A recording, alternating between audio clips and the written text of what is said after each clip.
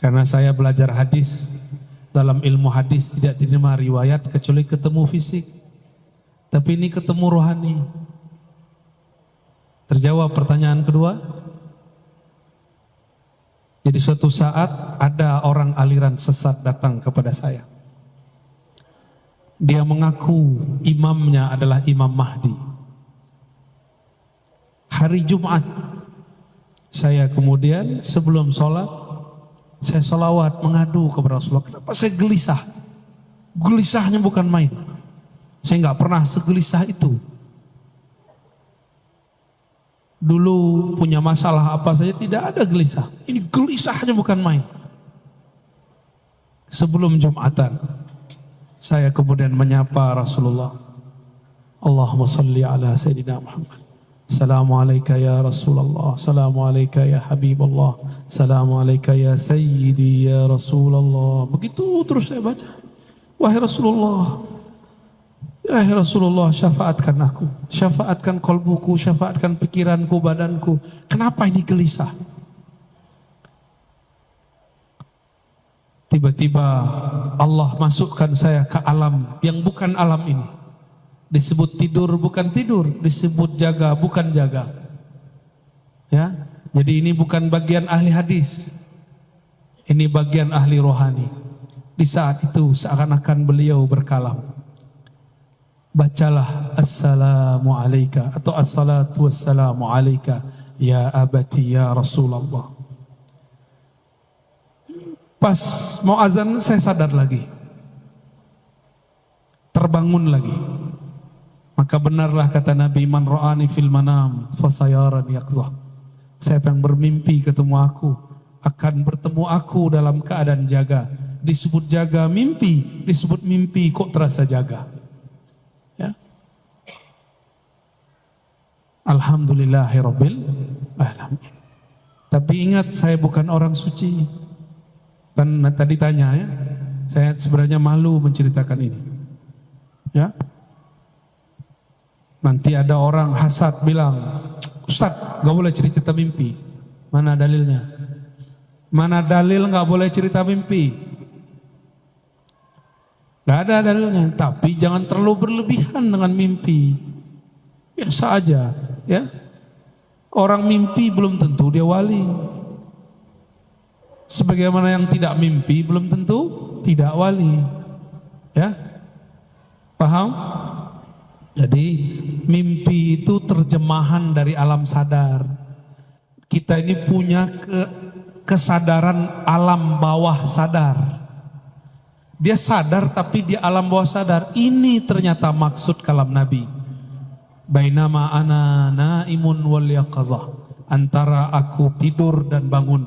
Itu disebut alam bawah sadar. Nabi sudah sebut istilahnya 14-15 abad yang lalu. Ahli psikologi baru menemukan istilahnya sekarang.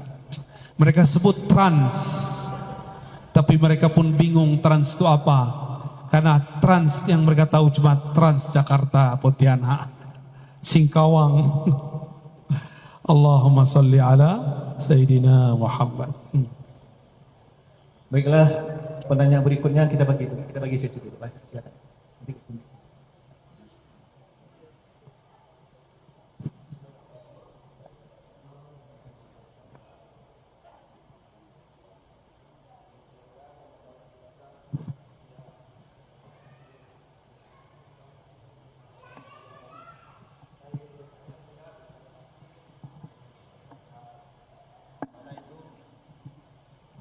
Selama ini menganjal di dalam hati saya, Buya, yang mana tafsir Bismillahirrahmanirrahim, apakah itu dengan nama Allah atau dengan atas nama Allah, ya Buya? Kalau dengan nama Allah, kalau untuk terjemahan bahasa Indonesia memang itu tidak ada, Buya. Tapi dengan nama Allah, mungkin untuk pendapat saya pribadi, Buya, saya merasa itu lebih afdol. Tapi tidak mendului Buya, saya hanya ingin bertanya. Kedua, apakah tunjukkanlah kami jalan yang lurus atau bimbinglah kami di jalan yang lurus? Iya Buya, pertanyaan saya dua, mungkin itu aja yang dapat saya sampaikan. Billahi taufiq wal hidayah. Assalamualaikum warahmatullahi wabarakatuh. Waalaikumsalam. Bagus pertanyaannya ya. Apa makna daripada Bismillahirrahmanirrahim? Apakah bi dengan nama atau atas nama? Ini teori dulu ya. Pakai ilmu nahu sorof. Jangan sarap ya. Nahu, ilmu nahu. Dalam ilmu gramatikal bahasa Arab ada yang disebut huruf jar atau huruf khafat. Huruf yang membuat kata setelahnya berbaris di bawah. Ismun masuk ba bismi. Masuk ba bismi. Huruf jar itu saling mewakili makna satu sama lain. Ini contoh. Sebelum masuk basmalah ada ba tapi bukan di bismillah, di ta'awuz. A'udzu billahi minasyaitonir rajim. A'udzu billah. Aku berlindung bi. Apa arti bi di situ? Kita terjemahin biasanya apa? Aku berlindung kepada Allah atau dengan Allah? Kepada. Maka bi bermakna ila atau ala. Maka huruf jar saling mewakili makna satu sama lain. Contoh. Apa tuh lafaz kalau lagi kita baca sholawat? Bibak kata. Ada satu lafaznya? Ente ngantuk. Bibakkah, bi diartikan fi. Bi dengan tapi diartikan fi. Wulidtu bi Makkah, aku dilahirkan bukan dengan Mekah tapi di Mekah. Sudah berapa arti ba? Sudah 2. Ya. Maka bismillah ini bismillah apa? Pak ulama kita mengartikan ini ba isti'anah. Ba minta tolong. Ada yang mengartikan ini ba istizan, minta izin. Ada macam-macam ba. Ada yang mengartikan fi, dalam nama Allah, dengan nama Allah. Lebih tinggi mana orang yang bawa nama atau di dalam nama? Nama tidak pernah terpisah dari yang punya nama. Ini Ar-Razi, ya ini badannya. Maka saya yang di dalam nama Ar-Razi itu. Namun kita ini bukan Allah. Maka tidak boleh mengatakan dengan atau di dalam nama Allah, aku di dalam Allah, Allah di dalam aku. Itu ajaran sesat. Berarti dia mengatakan dirinya bersatu dengan Allah. Itu pun tidak boleh. Akidah Ahlus Sunnah melarang itu. Itu akidah orang-orang sesat. Kita bertasawuf kaidahnya harus akidah Ahlus Sunnah wal Jamaah. Tidak boleh keluar, satu jengkal pun tidak boleh keluar, satu jari pun tidak boleh keluar. Keluar zindik. Keluar zindik. Maka rasakan saja apa makna yang tumbuh dari kata ba. Bismillah, dengan nama, atas nama, kepada nama. Atau boleh dalam rahasia nama, boleh. Saya kalau bawa surat dari Pak Wakil Bupati, Wakil Wali Kota, atau Gubernur, atau Presiden, atau pimpinan, saya datang ke instansi, bawa stempel, diterima atau tidak? Pasti diterima. Kenapa? Ada stempelnya dengan atau atas nama pemimpin. Dulu guru-guru kita juga begitu. Jika ada santri datang kepada syekh, kalau bawa nama temannya pakai surat, saya bawa surat dari guru saya, dibuka. Walaupun ada antri 1000, pasti dia yang didahulukan. Ya, kalau bawa nama, itu baru bawa nama makhluk. Bapak Ibu saudara-saudaraku yang makan Allah, kalau kita masuk kantor harus pakai fingerprint, didaftarkan dulu nama dan Itu nama juga tuh. Karena di ruas-ruas ini ada nama. Didaftarkan dulu baru bisa masuk. Kalau kita mau naik ke hadirat Allah, maka harus lewat nama ini. Bismillah. Di manakah nama Allah? Allah pancarkan. Allah pancarkan pada qalbu baginda Rasulullah sallallahu alaihi wasallam. Maka orang-orang yang berselawat kepada Rasulullah, dia sebenarnya sedang masuk ke dalam rahasia nama. Jadi orang selawat itu kenapa cepat kepada Allah? Karena dia masuk ke dalam rahasia nama. Dan ini tidak ada pada zikir-zikir yang lain. Hanya ada pada zikir selawat. Itulah rahasianya yang kita sebut malam tadi di Sambas ya.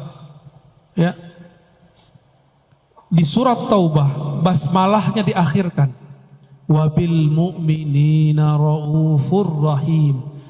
Dan terhadap orang beriman, Rasulullah mempunyai dua nama yang merupakan nama Allah. Rauf Rahim. Rauf Rahman, sama, mirip walaupun berbeda beberapa. Rahim. Ternyata kata Rauf yang merupakan Asmaul Husna dibolehkan untuk nama Rasul. Rahim yang merupakan nama Allah tapi disebut sebagai nama Rasul. Rasul yang Rauf, Rasul yang Rahim.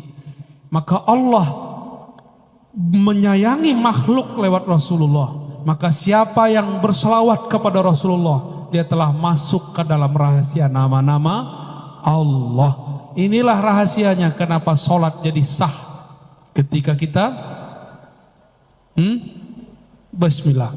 Inilah rahasia juga kenapa mazhab Malik, di mazhab Malik lama tidak ada basmalah di Fatihah, tapi dia tetap membaca sholawat di akhir, maka sah sholatnya. Ya, karena itu rahasia nama. Wallahu a'lam bishawab. Maaf, kita berikan sempat dulu untuk akhwat ibu-ibu. Satu pertanyaan. Silakan Bu. Nanti kita rolling. Kalau tidak ada, saya sarankan kepada bapak-bapak. Tunggu dulu Pak. Ada, silakan.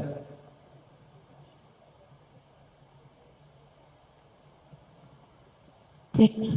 Afwan Ustadz, saya ingin bertanya, apakah jika kita beramal tanpa mengharapkan apapun dari orang lain sudah termasuk beramal ikhlas karena Allah Subhanahu wa taala? Baik, sekian, terima kasih. Baik. Iya. Beramal tidak berharap apapun. Ini bagian dari bab al-ikhlas. Tidak berharap ke orang tapi masih berharap kepada Allah. Maka ikhlas pun bertahap. Ada ikhlas awam, ikhlas ummal, ikhlasnya pekerja. Kalau pekerja bertambah lembur, bertambah tunjangan, semangat. Ya. Tapi saya beberapa hari ini selalu ditemani oleh orang-orang yang tidak digaji. Mereka pengen khidmah. Mereka tidak cari lemburan di dunia. Mereka ini lembur-lembur akhirat. Ingin dapat bonus di sisi Allah. Apa bonusnya? Ridha Allah. Kalau surga terlalu biasa diminta. Tapi kalau minta ridha Allah, yang punya surga pun kita dapat temui. Maka ikhlas pertama, ikhlas minta pahala. Beramal karena ingin dapat pahala. Kalau tidak ada pahala, dia tidak beramal. Kalau tidak ada, Ustadz mengatakan satu sedekah dilipat ganda jadi 10. Kalau Ustadz tidak bilang begitu, dia tidak beramal. Jika tidak ada Ustadz mengatakan sholat duha memudahkan rezeki, maka dia tidak sholat duha. Jika tidak ada kiai mengatakan sholawatlah engkau rezekimu datang sendiri, dia tidak sholawat. Dia sholawat bukan karena cinta Rasul, tapi karena cinta fulus. Maka yang menjadi murid saya haram sholawat karena fulus. yang istifadah mengambil ilmu daripada kajian-kajian kami tidak pantas lagi mengatakan itu, malu kepada Rasulullah sallallahu alaihi wasallam. Kalau salawat karena Rasulullah pantas disolawati. Jika zikir karena Allah pantas diingat, bukan karena pengen dapat pahala lagi. Belajar-belajar jadi ahli ma'rifat. Ahli ma'rifat beramal bukan karena pahala. Kita punya kawan, ada kenalan, beda. Kalau kenalan mendekat karena pengen sesuatu. Karena yang ini politisi, pejabat, dia mendekat supaya proposalnya diterima. Kalau lagi butuh, dia telepon, dia kunjungi, dia puji, dia traktir. Kalau lagi gak perlu, dia tinggalkan. Beda dengan kawan, kawan sejati, teman sejati. Tidak mau ngasih proposal pun masih ngasih duit, masih neraktir. Ya, kita yang mana? Kawan matre atau kawan sejati? Umat matre atau umat sejati? Umat hamba matre atau hamba sejati? Hamba sejati yang menghambakan dirinya kepada Allah karena emang dirinya hina, Allah maha mulia. Ya, jadi mulai detik ini, pagi ini, jangan lagi amalkan amal-amalan. Kalau mau beli rumah, sholawat sekian. Bukan begitu cara memahaminya. Boleh amal begini, tapi dengan niat yang diganti. Ya Allah, jika tidak punya rumah membuat aku lupa kepada Engkau, maka ya Allah, berikanlah aku rumah berkah sholawat kepada Rasulullah. Boleh. Ya, sehingga jika aku punya rumah, ya Allah, aku tambah banyak bersalawat kepada Rasulullah. Itu Allah kabulkan langsung tuh kalau antum benar. Karena Allah pencemburu. Allah pencemburu. Allah tidak mau terbersit di kalbu kekasihnya sesuatu yang mengganggunya. Ya Allah, jika ini menggangguku, wujudkanlah dia dan jangan jadikan dia penghalang antara aku dan engkau. Allah wujudkan dalam waktu yang dia mau dan tentukan, bukan di waktu yang kita mau dan tentukan. Fi waqtil ladzi yurid la fi waqtil ladzi turid. Maka ikhlas tertinggi, ikhlas al-arifin, ikhlas orang-orang yang arif, yang kenal Allah, yang dia selawat karena dia mengenal Rasulullah dan ingin menjadi umat sejatinya Rasulullah. Kalau enggak jadi umat sejatinya fulus. Dan orang-orang yang berwirid karena pengen menarik rezeki, dia akan lelah setiap hari. Karena nunggu-nunggu, saya sudah zikir, kenapa tidak ada rezeki yang ketarik?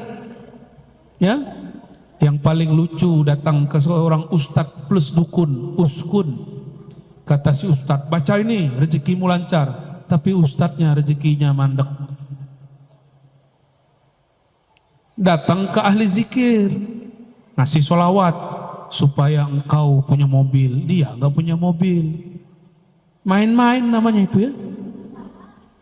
Itu membuat kita syak. Jangan. Sekarang salawat hanya untuk Rasulullah sallallahu alaihi, zikir hanya untuk ridha Allah subhanahu wa ta'ala. Jadi silakan saudariku dinaikkan ikhlasnya. Tadi ikhlasnya sudah bagus, tidak berharap ke makhluk, sekarang berharap kepada Khalik. Apa yang diharapkan bukan hal-hal yang fisik, tapi hal-hal yang bersifat rohani. Rohani intinya rahmatullah, kasih sayang Allah. Kalau sudah kasih, berapapun kita beri.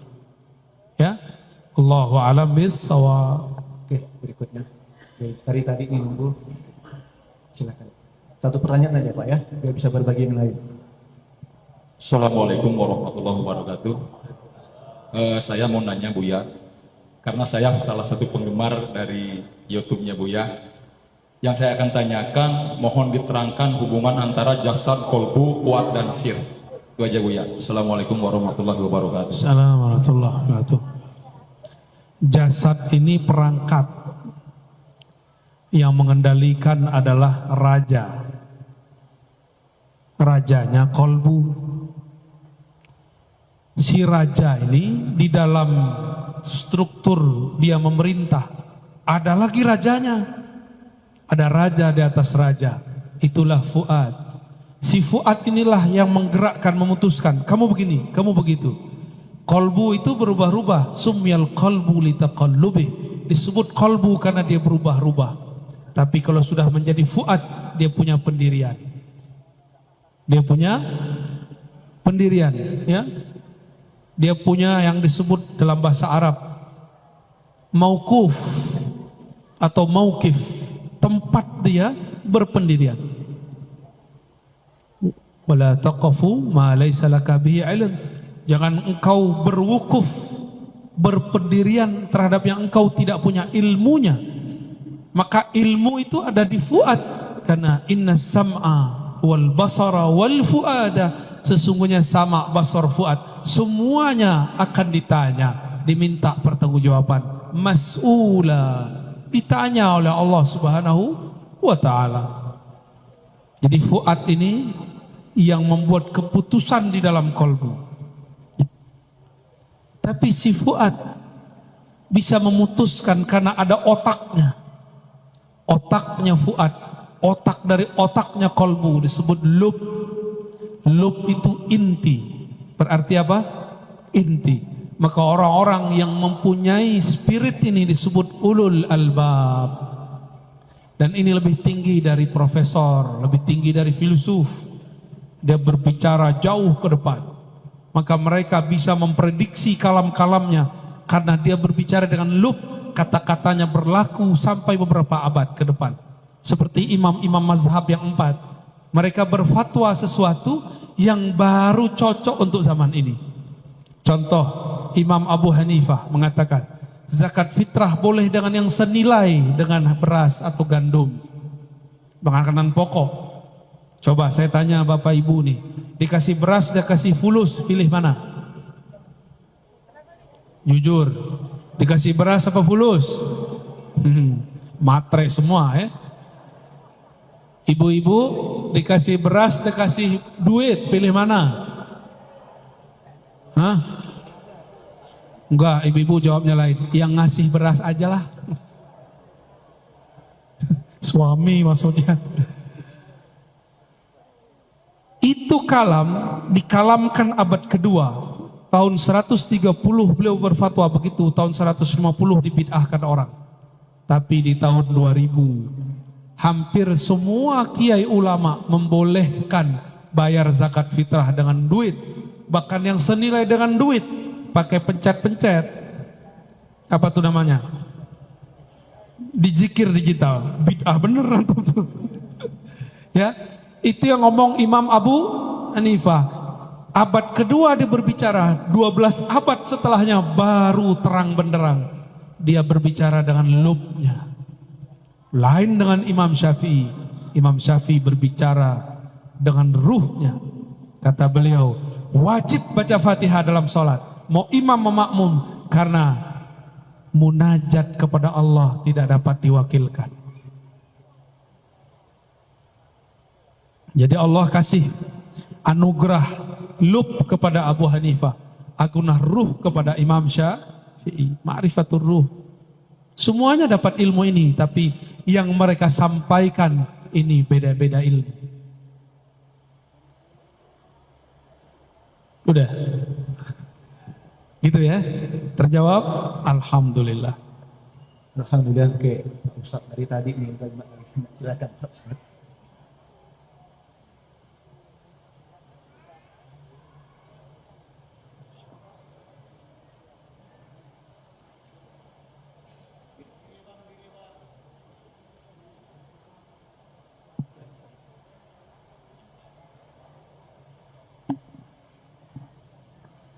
Mohon izin Buya, saya mohon penjelasan ayat innan nafsa la'ammaratun bisu illa marrahima rabbi. Di situ Allah menggambarkan bahwa nafsu itu sangat mendorong, bahasanya ammarah, sangat mendorong pada keburukan. Illa marrahima rabbi. Itu kan kecuali orang yang disayangi oleh Allah. Yang ingin saya tanyakan, sebenarnya kita bedakan antara nafsu dengan yang bukan nafsu itu bagaimana Bu ya? Terus kemudian untuk menjadi marrahima rabbi, orang yang disayang oleh Allah itu bagaimana? Terima kasih. Masya Allah, ini pertanyaan puncak ya, terakhir ya. Pertanyaannya betul-betul husnul khotimah. Inna nafsa la ammaratun bisu.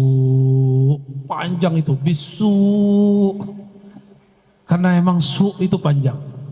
Sesungguhnya nafs, jiwa, diri, punya diri ini yang zahir. La, pakai la di situ sungguh, bukan la tidak. Disebut lam taukid, sungguh. Ammarah, bukan amarah. Ammarah berarti banyak memerintah, banyak mendorong, banyak mengajak kepada su. Tuh panjang kan? Su artinya keburukan, keburukan, keburukan, keburukan. Dalam keburukan ada keburukan. Setelah keburukan ada lagi efek dari keburukan. Maka tidak ada satu maksiat kecuali berimbas kepada maksiat berikutnya. Terus bertali-tali. Dan ini pemutusnya cuma satu. Illah, kecuali man rahima rabbi.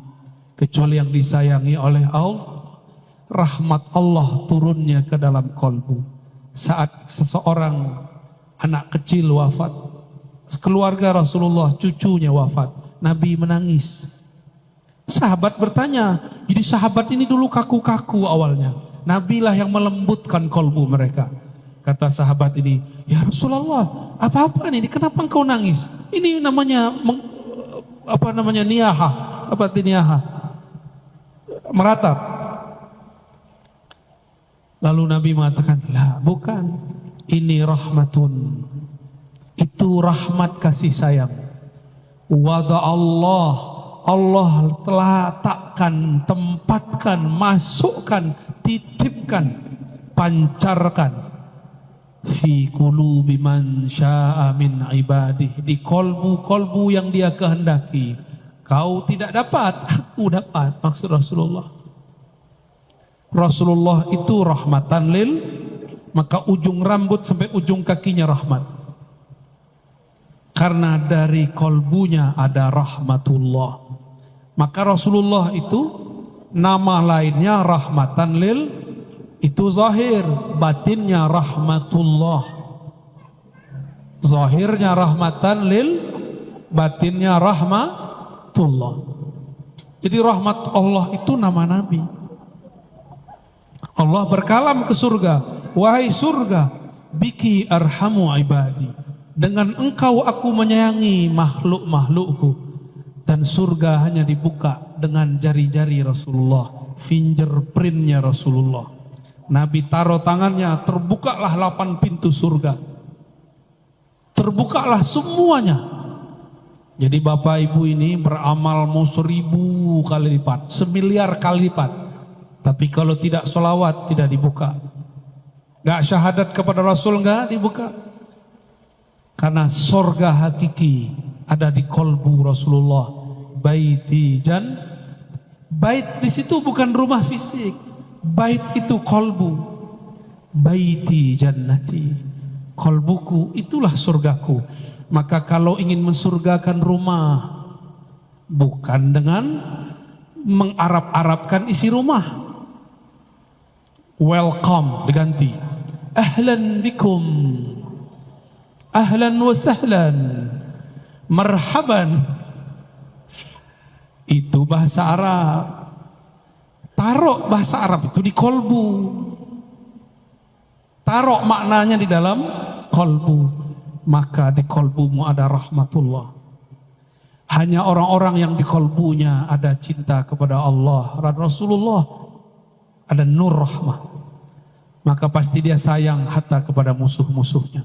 Ya, kita hadir pagi ini karena rahmatnya Rasulullah SAW. Maka kita boleh mengatakan laulaka ya sayyidi, ya abati ya Rasulullah, ma arafna Allah. Kalau bukan karena engkau, wahai ayahanda ruhani kami, wahai ayah ruh kami tidak akan kenal siapa yang kami sembah. Jazallahu anka ya Sayyidana ya Rasulullah. Semoga Allah membalasimu, mengangkat derajatmu, meletakkan engkau pada makom mahmud. Makom yang mana dengan makom itu engkau memberi syafaat kami. Amin ya Rabbal Alamin. Jadi bagaimana cara supaya rahmah? Kenali rahmahnya Rasulullah. Maka jika ada kelompok mengatakan ikut Nabi, ikut sunnah Nabi tapi tambah keras, mungkin dia belum mengenal sang Nabi. Dia baru mengenal hadis Nabi. Allahumma salli ala Sayyidina. Perlu benci? Tidak perlu benci. Kita sayang mereka, ajak dia ngopi. Karena dalil nomor surat, nomor ayat dapat dikalahkan dengan akhlak yang mulia. Maka saya minta maaf kepada kawan-kawan yang saya kritik. Saya tidak benci kepada antum. Salafikah namanya, Hizbut Tahrirkah namanya, apapun antum menyebut diri, saya tidak pernah benci antum. Saya cinta kepada antum semua. Maka karena cinta saya mengkritisi, menegur. Namun kadang-kadang dalam mengkritisi mungkin saya su'ul adab. Saya minta ampun kepada Allah Subhanahu wa ta'ala. Allahumma salli ala Sayyidina. Khalas? Ada satu pertanyaan untuk dari Pak Kiai. Pak Kiai bertanya. Tidak salah tanya Pak Kiai. Assalamualaikum warahmatullahi wabarakatuh. Ini Pak Kiai, saya Abdul Muthalib. Kaitan dengan bacaan sholawat. Ketika saya membaca sholawat, Allahumma sholli ala sayyidina wa habibina wa syafi'ina wa dhuhrina wa maulana Muhammad. Lalu ada yang mengatakan bahwa itu tidak sesuai dengan sunnah. Berlebihan mengucapkan Sayyidina, Habibina, Syafi'ina. Yang betul adalah Allahumma sholli ala Muhammad. Jadi bagaimana dengan selawat Tibbil Qulub, Tunjiyat, selawat Badar, andaikan membaca Syafi'ina kami itu dikatakan bid'ah. Demikian wallahul muwaffiq ila aqwamit thoriq. Assalamualaikum warahmatullahi wabarakatuh. Assalamualaikum. Mohon berlapang dada kepada orang yang tidak kenal kepada kekasih. Dia nggak kenal kekasihnya. Yang dia tahu namanya cuma Mehmet. Itu kata orang Turki itu, Muhammad itu Mehmet. Muhammad sallallahu alaihi wasallam. Dia cuma tahu Muhammad. Dia tidak tahu kalau baginda Nabi punya nama Habibullah. Ya, punya nama As-Sayyid. Beliau sendiri yang berkalam ana sayyidu waladi Adam. Akulah sayyidnya anak manusia. Kamu anak manusia atau anak kera? Kalau engkau bersayyid kepada Rasulullah, katakan sayyidi, sayyidina, sayyidi, sayyidku, tuanku, sayyidina, tuan kami. Giliran Syekh Ibnu Taimiyah disebut Syekhul Islam, Al-Mujtahid Al-Mutlaq. Kenapa Nabi Muhammad tidak boleh dikasih gelar Syekhi wa Maulai? Kenapa tidak boleh? Sayyidina Umar datang kepada Sayyidina Bilal. Apa kata beliau? Marhaban bi maulana wa maula maulana. Hadis sahih. Silakan cari sendiri. Mungkin mereka belum kenal riwayat ini. Ini orang-orang terdekat Rasulullah. Adakah iman kita yang lebih tinggi dari Abu Bakar As-Siddiq radhiyallahu ta'ala anhu? Ada yang lebih tinggi dari Sayyidina Bilal, Sayyidina Abu Bakar, Sayyidina Bilal, Sayyidina Umar. Sayyidina Umar ketemu Sayyidina Bilal yang hitam legam. Kalau berbicara cuma giginya yang terlihat. Maka dicandai oleh sahabat Abu Darda. Ya Aswad, oi kerling, oi tam. Bilal enggak terima. Saya hitam, tapi jangan panggil saya hitam. Ngadu kepada Rasulullah karena beliau ayahanda ruhani mereka. Rasulullah sidang Abu Darda. Fika syai'un minal jahiliyah. Di dalam dirimu masih ada jahiliyah. Padahal beliau seorang sahabat. Apalagi kita. Maka orang-orang yang ngejek, suka ngejek-ngejek. Ustadz kita diejek sama dia. disebut sesat, ahli bid'ah, zindik, ya. Saya nggak tersinggung, Pak. Saya cuma sedih melihat ente ngaku ikut Rasul tapi jauh dari akhlak Rasulullah SAW. Inna fikum syai'an bal asya' minal jahiliyah. Di dalam diri kalian masih banyak jahiliyah. Ciri-ciri suka merendahkan orang, suka mengata-ngatai, melabeli orang dengan kata-kata sesat, kata-kata zindik. Apalagi ada yang tahu gelar saya di sana di alam YouTube? Hah? Subhat. Udah wajah antum dan aneh. Lebih subhat wajah aneh emang. Subhat. Apalagi? Khurafat, dongeng, ya. Saya nggak tersinggung, Pak. Saya cuma malu. Orang kok ngaku ikut sunnah Nabi, manhaj Rasul, manhaj salaf, tapi kok akhlaknya jauh dari salafus saleh. Nggak ada salaf begitu. Salafnya salaf sahabat Nabi. Ketika ada seorang sahabat cuma mengolok-olok, belum menghina, ini menghina. Sahabat cuma mengolok-olok. Datanglah Sayyidina Umar. Sayyidina Umar mengatakan, Anta maulana, engkau tuan kami, sayyid kami. Wa maulana, dan tuan yang dimerdekakan oleh tuan kami. Dulu ternyata Bilal itu budak, dimerdekakan oleh Abu Bakar As-Siddiq. Abu Bakar dipanggil oleh Sayyidina Umar maulana. Maka maulana ini bisa kepada Allah, bisa kepada Rasul, bisa kepada guru. Ya, gimana? Ada semua. Datang Sa'ad bin Mu'az, hadis Sahih Bukhari, hadis Sahih Al-Bukhari. Antum percaya Sahih Bukhari nggak? Kalau aneh percaya tiap hari. Dulu kita 15 tahun bolak-balik. Sa'ad bin Mu'az ketika datang, dia ini seorang guru hakim qadhi di kampungnya dan sangat adil. Kata beliau, "Qumu li sayyidikum." Berdirilah kalian, sambutlah sayyid kalian. Nabi melihat anaknya, cucunya Al-Hasan Al-Husain alaihimassalam sedang bergelut asik bermain. Lucunya Sayyidina Al-Hasan, indahnya Sayyidina Al-Husain. Kata Nabi, huma syabab, huma sayyida syababil jannah. Mereka berdua ini sayyid pemuda-pemuda surga. Nanti di surga nggak ada orang sumuran antum, ada yang sumuran aneh. Nggak ada sumuran Pak Kiai. Adanya sumuran aneh Pak Kiai, 33 sampai 35. Ya, mohon maaf yang sudah agak tua ya. Seumuran Nabi Isa diangkat 33 tahun lebih kurang.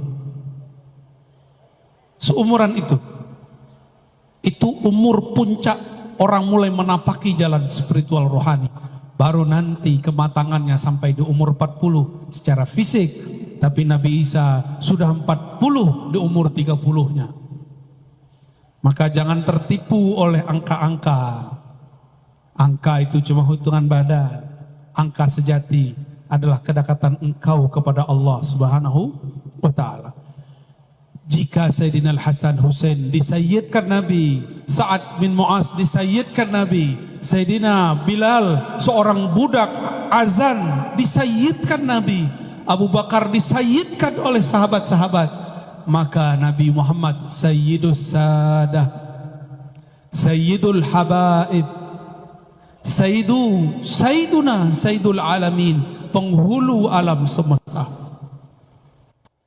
Kalau dia kurang kenal, kita maklumi. Maka saya katakan Pak Kiai, wa'arid anil jahilin. Jangan layani orang-orang tidak mengerti. Itu bahasa harusnya, bahasa kasarnya. Ini tafsir kekerasan. Wa'arid anil jahilin. Janganlah engkau melayani orang-orang yang jahil, bodoh, jahil murakkab. Saya ambil yang pertama ya, itu sisi kegelapan saya. Demikian Bapak Ibu yang dimuliakan Allah, semoga Allah meridhoi yang hadir. Semoga Allah menjadikan kita betul-betul hamba sejati. Semoga ruhaniah Rasulullah menerima kita sebagai anak-anak ruhaninya. Ala hadhin niyah wa likulli niyatin salihah. Salatu wassalamu alaika ya abati ya abana ya abal arwah ya sayyidana ya Rasulullah. Al-Fatihah. Ar-Rahman. Iyyaka na'budu wa iyyaka nasta'in. Shiratal ladzina an'amta 'alaihim ghairil maghdubi 'alaihim waladdallin. Amin. Ini yang dapat saya sampaikan. Enggak kuat saya doa, Pak. Ya, mohon maaf enggak kuat doa ini. Kalau doa bisa tumbang-tumbang nanti ya. Nanti Bapak yang susah nanti yang ngurus saya. Mohon maaf jika ada salah dan kurangnya. Salam cinta dari saya semua. Assalamualaikum warahmatullahi wabarakatuh. Waalaikumsalam warahmatullahi wabarakatuh.